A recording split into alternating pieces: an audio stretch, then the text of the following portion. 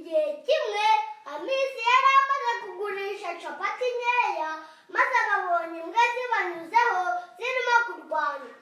Hamisi afata indobo yarimo capati ashyiramo n'amafaranga yari amaze kugurisha, maze ayitereka ku ibuye ariruka, nawe ajya gushungera imbwa zirimo kurwana.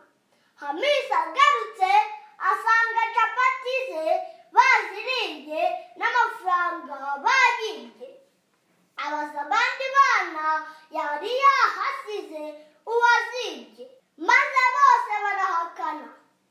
Igihe barimo gusakuza barimo gushinjanya, haza umugabo ababaza icyo bapfuye. Hamisi amuregera ukuntu bamwibye capati n'amafaranga.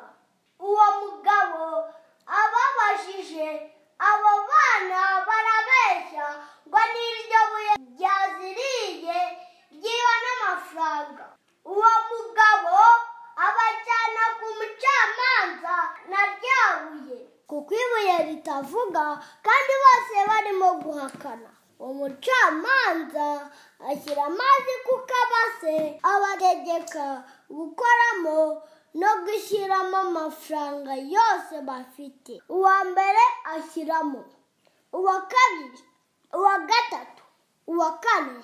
Bigeze ku wa gatanu, umucamanza ahita amubwira ati, ni wowe wibye capati n'amafaranga. Maze uwo mwana arabyemera ati, nabyibye. None ubimenye ute ko nari nakomeje guhakana? Umucamanza aramubwira ati, amafaranga ushyize mu mazi yari ariho amavuta. Ku ntoki zawe amazi atumye tubona ko hariho amavuta. Ni wowe wibye rero capati. Maze uwo mwana bamufunga icyumweru cyose yicuza impamvu yibye capati n'amafaranga ya Hamisi.